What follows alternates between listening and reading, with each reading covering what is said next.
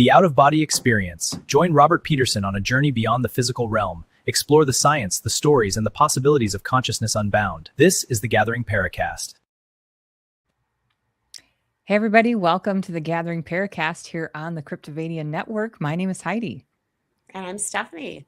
And welcome in. We have our special guest back in the house, Bob Peterson. Hi, Bob. Welcome in. Hi, Stephanie. Hi, Heidi. How are you guys doing? We are good. Excited to have you back. Mm-hmm. It's fun to be back. Coming to you live from sunny Florida. Yes, you are. And I think we're about the same temperature here in sunny Minnesota. Yeah, I heard you guys were in the 80s, and that just amazes me. We've been pretty hot down here for the most part. So, been in the 90s, but it's all good. Yeah, well, can't do anything about it. So, Yeah. So we had you on a few months ago, and we were excited to have you back because I think we were just going on and on about all these things that we wanted to talk to you about, and we ran out of time. So we said we had to get you back. Yeah, and I don't even remember where we left it and what we were talking about last time because it's been a while. But Yeah. But that, I can. Pardon? Oh no, I was just going to say we always have good things to ask you about and talk about anyway. So I'm sure the same thing will happen today. Absolutely.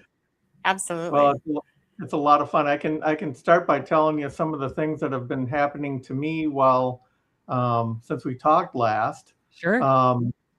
One of the big things that's happened in my life is they strong-armed me into becoming president of WLOV, the Writers League of the Villages. The Villages is like the world's largest retirement community, and there's like more than 150,000 people down here, most of whom are 55 plus. And it spans 3 counties in Florida. It doesn't take up all 3 of them, but it spans 3 of them. So the Writers League is a fairly big organization, and their president kind of abdicated, and they talked me into taking her place. So that's taken up a lot of my time now. I've been scheduling meetings and doing all kinds of things like that, meeting minutes and agendas and sending out invitations and welcoming new members and all of this stuff. And so I'm also hosting a master class on writing. I'm not doing the teaching of the class, but I'm hosting it. And what it is, I don't know if people know about this, but there's a couple of professional organizations that teach classes. One of them is Great Courses.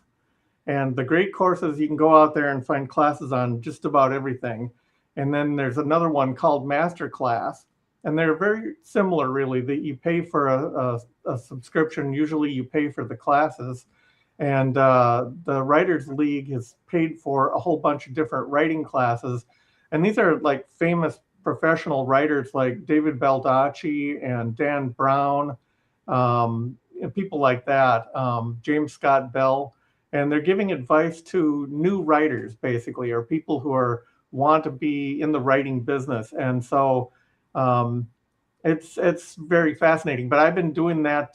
We do that class like every Thursday, and I'm hosting that. So it's getting to be a lot of work, but it's all good. It's all good. I'm learning. Congratulations. I'm learning at the same time, about writing too, even though I've done 6 books now.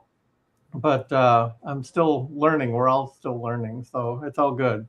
Yeah. Well, and it sounds like a great opportunity to meet with some very accomplished writers. So that's a lot of very, and I've also I'm in a writing critique group, and so this critique group, like one of them was it's like every Wednesday, and there was, let me think, there was about 25 people there today, and we take turns writing what we've written. And so anyway, I've been working on trying to finish up a short story called The Ferryman, and it has the same lead character as my most recent book, the novel Windwalker, and it has to do with basically a 14-year-old girl who's half Caucasian and half Ojibwe Indian. And of course, I grew up in Minnesota, and that's the land of the Ojibwe, you know. And I honestly, I have no idea where this book came from. You know, it's not like I was planning to write it or anything. It just kind of kept coming to me and kept coming to me. And I don't know where the story came from or anything, but the girl, of course, ends up having some out-of-body experiences in astral projection, and she witnesses a murder and all of this stuff. So anyway, I wrote a short story about that and presented that at the writing class today. And so anyway, that's what I've been up to. And I don't know, I've been still trying to work on my blog, although I don't seem to find as much time as I like to write or to read books. I've been trying to work on, I do these out-of-body and astral projection book reviews. And I've been doing them now. Well, my blog is probably more than 12 years. I've been doing it for 12 years, if you can believe that. And so I've got a lot of book reviews out there, more than 100 books I've reviewed, probably getting close to 150 books that I've reviewed out there on astral projection. And so anyway, that keeps me busy too when I can find time to read, and then I'll put one of those out. But yeah, I got a lot of irons in the fire. No kidding. You know. I don't know. Yeah, I don't know how you. I was just going to say that. That's such a Minnesota thing. I know. Well, it's hard, right? It's hard to find time. Yeah, and I want to, and like I said, this Windwalker book I wrote, it just kind of came to me, and I could easily believe that it was almost like it was channeled, because I just kept getting the information coming to me, and it's like I had to write it down. It's like, you know, it's like it came to me, and it wouldn't leave me alone. The story wouldn't leave me alone till I got it down in the computer on paper and all of that, and it just kept flowing until it was done. And now I've been trying to find an Ojibwe speaker who can narrate it for an audiobook, and you know, that's a very difficult thing to do. There aren't very many people who you know, speak Ojibwe or whatever that are also willing to do audiobooks, you know, and have the recording equipment and all of that.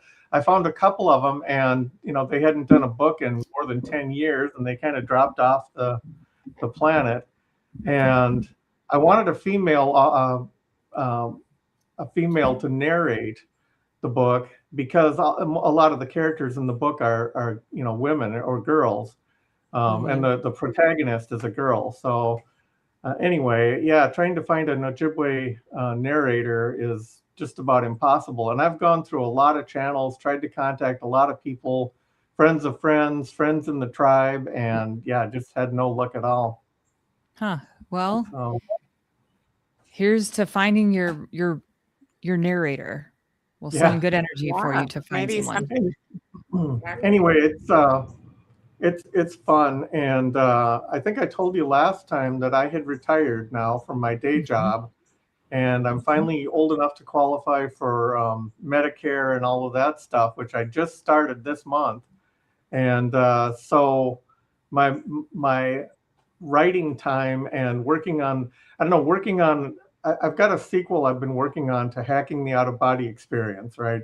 I've been kind of working on a sequel on and off, but the problem is it seems like so much work. I mean, I put so many hours in on that book, and I've collected a lot of stuff, and it needs to be organized and everything. And it's like, when am I going to find the time to do this? But my intent is eventually to put out a sequel, and tentatively called More Hacking Tips or something like that.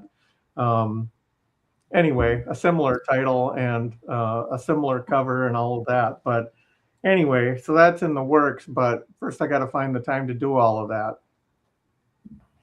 Well, yes, you're busy. So that's, and probably a good thing you don't work full time anymore, because you wouldn't have any time to do all this other stuff that you're doing. But talking about out-of-body experience, we have someone in the chat who it looks like they're new to you and what you do. And they're saying, so you do out-of-body experiences, which yes, you do. You wrote a book about how to do it. Yeah, I've actually written 3 books on the subject. My first book was Out-of-Body Experiences, How to Have Them and What to Expect. And that book talked about how I got into this crazy topic and how it kind of, I don't know, I started having my own out-of-body experiences and learning how to do it because I didn't trust, you know, secondhand information. I needed to have that firsthand knowledge. I had to have personal experience because otherwise, if you don't have that personal experience, it's easy to write it off as, it was just a dream, or he was, vividly dreaming, or it was a lucid dream, whatever. And it's not until you actually have the experience you realize how real it really is. And it's just very convincing, very in your face. And so I wrote my first book, How to Have Them, Out-of-Body Experiences, How to Have Them and What to Expect.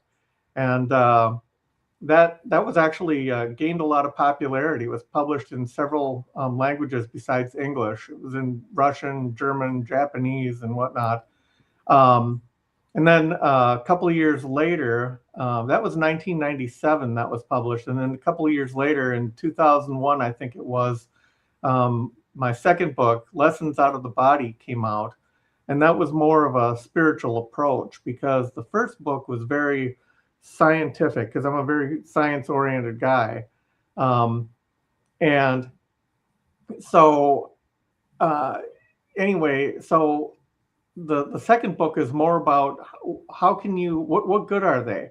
From a spiritual point of view, it has more of a spiritual aspect to it. What you can do with these experiences, what you can learn from them, and what you can learn about the afterlife and ourselves and lessons and all of that. And so that was the second book. And then I wrote a couple other books that were not related to OBEs. And then my latest one is the one I had before here, the Hacking the Out-of-Body Experience. And that's sold very well. A lot of people have given me a good feedback on that. And I go deep into the neuroscience. I talk about, the brain and neuroscience and all of this. And so it's quite involved. It's interesting because when you're talking about secondhand information around out-of-body experiences, right? And not knowing if you can trust it. So I was reading your latest book review that you just did at the end of March. And so I'm not sure if I can say you have it on your website. So I'm going to say what the book is. It's called Astral Voyages, and it's by Dr. Bruce Goldberg. And you gave the pros and cons to reading that book. And I was reading through it and I thought, it's interesting that you say this about the secondhand experiences, because there's a lot of the things that you would consider cons in his book that don't line up with anything you have experienced or heard of people experiencing in their own out-of-body experiences. So it's interesting how one person can have completely different experiences, whether they're out-of-body experiences or not. We wouldn't actually know. We just have to trust him and what he says. But interesting that that you're talking about that too, because I'm like, oh yeah, you just wrote about that in your blog too. And he had some very good points too that you pointed out in your book review too. So I don't want to just point out the what you consider the cons, but interesting about the secondhand experience idea. Yeah, and I think Dr. Goldberg has had some out-of-body experiences, probably not as many as a lot of the authors out there. But I mean, when I'm reading a book on out-of-body experiences, the first question I always ask is, are they speaking from experience or are they speaking from knowledge, book knowledge, or secondhand experience or whatever? Because I don't tend to give a lot of credibility to people with secondhand knowledge. Now, Dr. Bruce Goldberg is probably a different kind of animal because he's hypnotized thousands of people and guided them through out-of-body experiences. And I mean, he's a professional hypnotist, so he has direct knowledge that way. Unlike, I mean, I've read some books that read like somebody just went into ChatGPT and typed in a bunch of questions of tell me about astral projection kind of thing, and from different angles, and they compiled it into a book and sent it out there. I mean, it's so easy now to gather a bunch of information and just put it out there in a book and hire somebody to do a really fancy, nice cover or whatever. And people go out on Amazon and they don't know if it's good or bad, or Right. you know, how much can you trust that, what they're saying? And so that's the first question I always ask is, are they coming from experience, personal experience? And I think if you look at all of the best books that are out there, like Michael Raduga's The Phase, or Robert Monroe's Journeys Out of the Body, or William Buhlman's Adventures Beyond the Body, these books, I mean, they're speaking from direct experience. So and those line up pretty well. I mean, they experience the same things that I did. And I mean, there's a world of difference. So yeah, it lends to the credibility of the book. And anyone can throw a bunch of information out there and take your money for it, but people are not going to be happy if they're getting a bunch of misinformation. And as a personal experiencer, I like to do book reviews, and some people say, oh, you know, how can you do that? You know, you're talking about other authors. Isn't that disrespectful, whatever? But I think it gives me a lot of insight, and I can provide that insight to other people who, they go out to Amazon and they see this book advertised or whatever, and gee, should I buy it? And I say, go find it on my blog and in my book reviews, right? My website, robertpeterson.org, and you can get a list of all the book reviews I've done, alphabetical by author, and you can look at that book and in the review, if I've done the review of it, and you can see what I have to say about the book. And how, you know, a lot of times I'll compare it to my own personal experiences too. Mm-hmm. And I've gotten a lot of feedback that that's valuable to people out there. So I agree, because if someone wants to read your book review and then they can see where maybe your ideas or experiences differ from theirs, but they could take that with a grain of salt and go, you know what, I'm still interested because some of this sounds interesting. I want to read it anyway. You know, so people can still make up their own mind. Yeah, and a lot of books have good and bad, like you said. And I try to present the bad first and then the good, because I like to end on a positive note, because I want to give people a fair shake. And I've actually, kind of a funny story. There's a publisher in Germany named, I think his name is Jörg Starkmuth, something like that. And he's in Germany, and I probably didn't pronounce it well, but he always looks at my book reviews because he wants to publish. He translates these books from English into German and sells them in Germany. And he gives, of course, royalties to the authors and all of that. And he wants to know, of all these hundreds of books, which ones are worth translating, going through all the trouble of translating them, you know? And so that's a big help to him. So cool. Mhm. Well, there's quite a few questions in here. We had one from Cryptovania TV is asking, is there a connection between the inner ear and OBE? And I'm not sure what that means. So Bob, hopefully you do. well, actually, yeah, there is an inner ear technique. And I don't think I've got it in my Hacking the Out of Body Experience book. So it's going to have to go in the sequel. But yeah, there's actually an inner ear technique, and how it works is that some people, and I'm not sure scientists or doctors know quite why, but some people are able to manipulate the muscles and bones inside their ear, and your brain gets information from your ears, from your eyes, all over. And people are able to do this funny thing with their ears where they can make it sound funny, and they can kind of modulate their ears and what they're hearing, and they can make it do funny, you know, woo-woo sounds or whatever. And there's actually a technique where people who can do this, who have the physical capability, can do this to the point where they can generate a kind of a trance state and induce what they call the vibrations, which is a precursor to the out-of-body experience. And so, yeah, there's definitely a connection there. Wow. But it sounds like it's not common. No. Yeah, it's not real common. There's a certain small percentage, maybe 5% of people out there. And I think if you go out to my blog, I think I've got a basically an inner ear technique out there somewhere on my blog. I've got my blog. I completely rewrote my website this year, and I kind of divided it up into different sections. But one of the sections is for out-of-body techniques, and it's probably in there. So Cool. Okay. I'll have to check that out. sorry, I keep drinking. I've got kind of I have to ask this. Yeah. It's that time of year. One of the things we've never talked about with out-of-body experiences is the dangers in doing them. Can you just kind of say what they are? I mean, I think it is a dangerous practice, and especially if you really don't know what you're doing, Well, okay, that's a very deep subject. And how much time do you got? 9 minutes. No, but I mean, it isn't like, yeah, no. But I mean, it isn't for the weak. Let's put it that way, Yeah.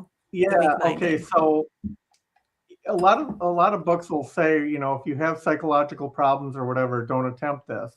The thing is, when you're having an out-of-body experience, you're dealing with humankind's two biggest fears: fear of death and fear of the unknown. And when you leave your body and you see it lying there, you're thinking, gee, this is pretty close to death, because when I'm dead, I'm not going to be in that physical body anymore. And fear of the unknown, because you're in a different new world, and it's like, what else is out here? What kind of people are there? Mean people, good people? Are there creatures out there? You hear all this lore about demons and hags and different things like that. But the bottom line is that the biggest barrier to out-of-body experiences is the fear.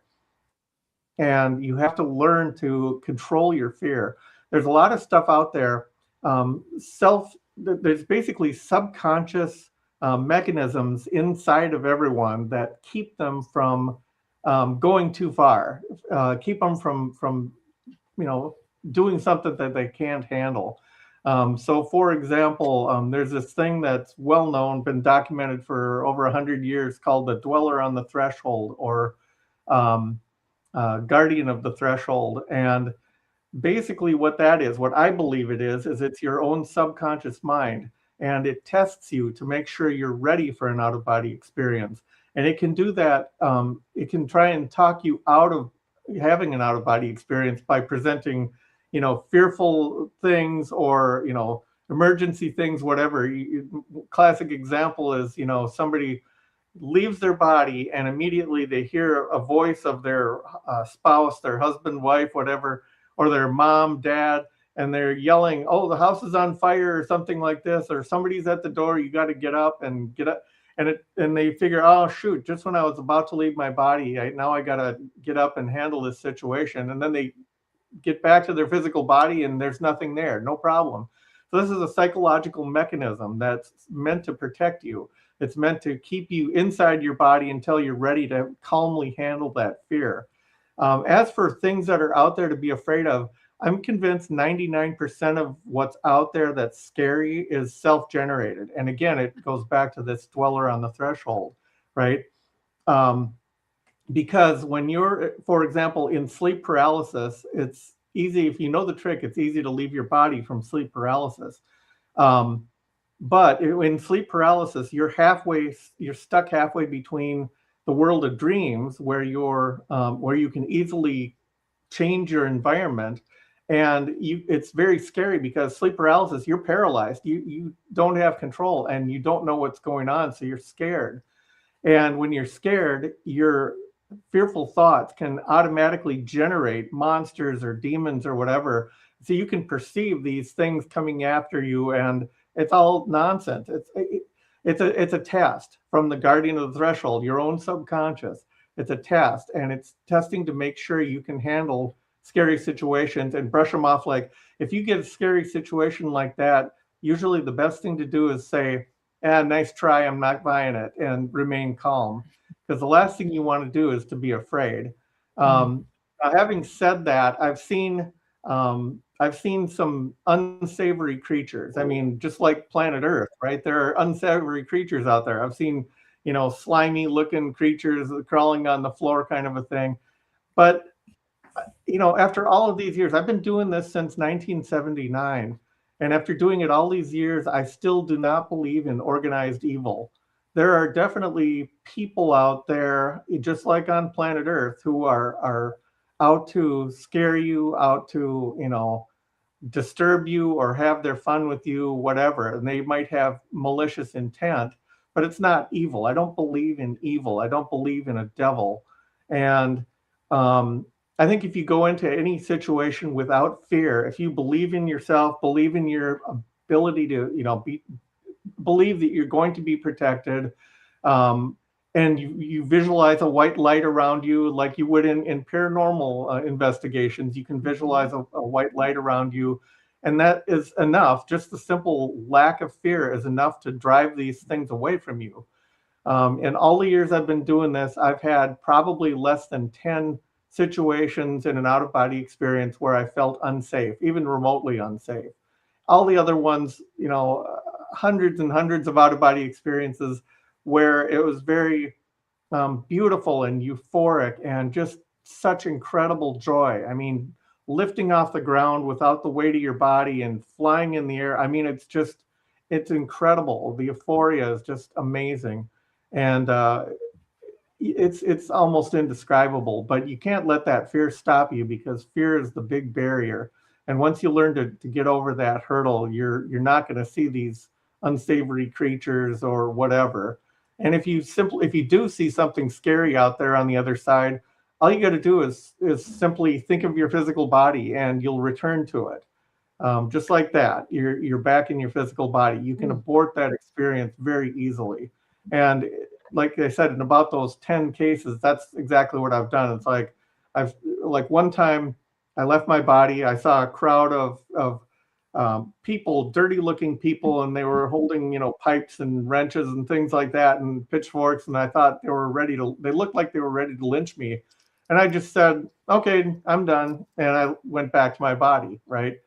But I mean, those cases are so few, it's just not even worth talking about. I wouldn't let that stop anyone from having an out-of-body experience, because it's such a joyful experience and so well worth it. So, I mean, basically what you're saying is try it, because the odds of anything bad happening are slim to none most times. Right, exactly. And I mean, there's a Facebook group, I probably mentioned them last time, called Astral Projection Techniques on Facebook. And they have kind of they don't like fear mongering at all. I mean, if you go in there and say, oh, this is a dangerous practice, whatever, it's nonsense. I mean, they'll get booted right out of the group, because fear mongering like that and putting the fear into people is not helping. It's just spreading nonsense, basically. So the risks are they're far outweighed by the positive and the good that comes out of it. It's like ask any mother if they would discourage other mothers from having a baby because there's the pain of labor and all of that. I haven't heard a single one. It's like, the rewards far outweigh the risk. So anyway, that's my take. Good. Go for it. Yeah. Bob says go for it. So we're going to go for it. Go for it. Absolutely. Okay, but my question is, isn't there a danger in you're there, you're out of body, it's beautiful, euphoric, all these wonderful things that you've said. What if you decide to stay there and you don't come back to your body? I mean, I've heard that happening, right? Okay, my personal belief is that you can't. One of my favorite quotes from a book is what was the author? Richard Bach, the guy who wrote Jonathan Livingston Seagull and Illusions and all of that. One of the quotes he had is, here's a test to find out if your mission on Earth is done. He says, if you're alive, it's not done. And I believe strongly that we are put here on this earth, incarnated to learn lessons. We come here for spiritual growth, to learn about lessons, and almost every lesson is about love and how to manifest it and how to become more loving and to raise your vibrations and become closer to God, all of these things. we're on Earth to learn those things, and we have a higher self. And this higher self is often something that we don't even experience. I mean, you can experience it in an out-of-body state, but ordinarily, it's sitting back kind of watching things. And you can communicate with it, whatever, but I think that your higher self has a great control whether you live or die. I literally don't think you could kill yourself by trying to stay out. The problem in out-of-body experiences is not, it's staying out as long as you can, because eventually you'll get sucked back in your body, and I don't believe you have a choice in that. Okay. Interesting. Does that make sense? Yeah, totally. It does. Totally. Well, I have to tell you, someday I'll tell you a story, Bob, and maybe I've already told you this. I won't do it today because it'll take a long time, but I'll have to tell you an out-of-body experience story that might be an exception to the rule, but I also don't know if it'd be considered an out-of-body experience in the way that we're talking about. So I'll have to tell that to you sometime, because I think you'd find it really interesting. Oh, no, you can't leave me with a teaser like that, Heidi. Come on. No, I'll save it for another show. We'll talk about it on another show.